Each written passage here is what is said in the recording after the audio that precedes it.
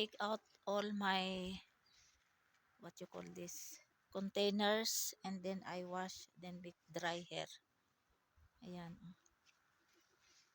Mga plates, mga everything here. Ayan. Cooler, mga tray. Ayan. Marami pa doon sa sa loob. Yung isang ganito. Puno pa yun ng plate. Kaya lang hindi na yun huhugasan kasi hindi naman nagagamit naman. Ito kasi naka-stack lang. So maalikabok kaya ito hinugasan ko. Nilabas ko lahat para yung open ba ang pag washing gaya nito. Kasi maliit yung lababo sa loob. Nahirapan akong kumilos. So maganda dito. Tapos naglatag ako ng ng bedsheet. Oh, ayan. So madaling matuyo kasi maganda yung sikat ng araw kanina, kaya lang mahangin na ngayon kasi na yata 2:30 PM na, kaya malamig na naman kasi mahangin. Baka uulan anytime. Maybe there is rain there. Eh? Yeah, maybe rain is coming again. Expected rain again because you see malamig yung panahon. Yung doon sa Rawlakot may sikat ng araw pa doon. Pero dito sa village namin wala na. Kanina grabe yung sikat ng araw. Pero mahangin-hangin. So ito hakutin ko ulit ito sa loob tapos i-arrange ko ulit para sa Eid may pang gamit sa mga visitors kasi ngayon 27 days of Ramadan. So 2 days more may Eid na. Inshallah sa sa 10 o kaya 11 ang Eid. Ngayon ay April 7. So 27 days Ramadan ngayon. Ayan Kasi dito pag Eid kasi yun lahat ng mga bahay naglilinis. Tapos kung need na pinturahan yung mga bahay, need pinturahan. Tapos kung yung mga lacking na mga gamit sa sa like curtains o kaya cortina, kung ano-ano pa.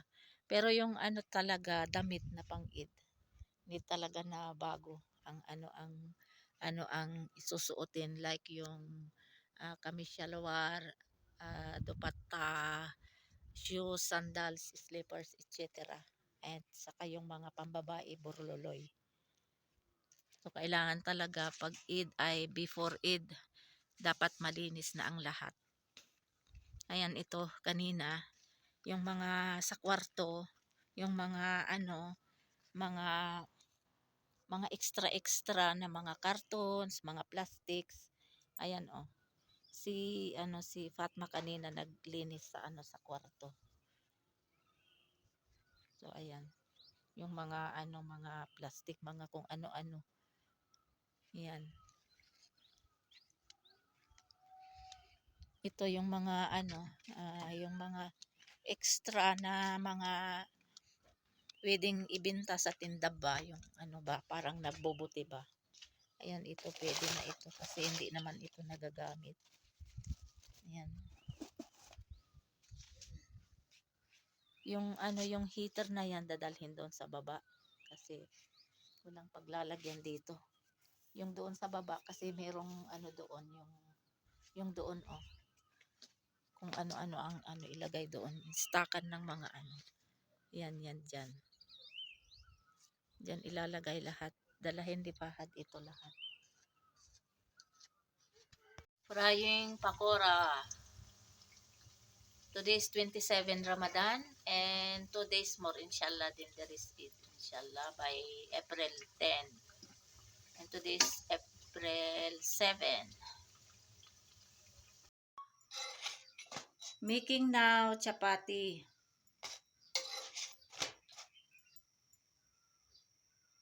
20 minutes more, there is already open fasting for iftar. So I have to cook early so that no need to make rush in hour. Chapati is ready, and this is pakora, and this is sharma.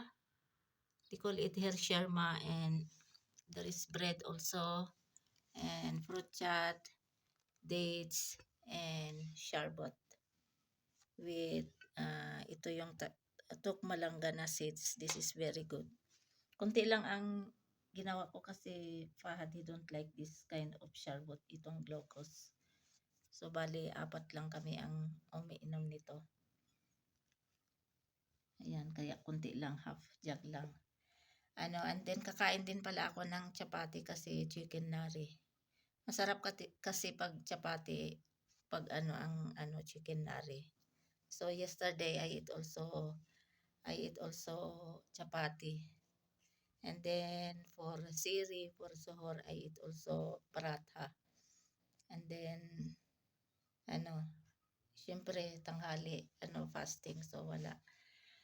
Kaya alhamdulillah for our foods for today, for 27th day of Ramadan fasting.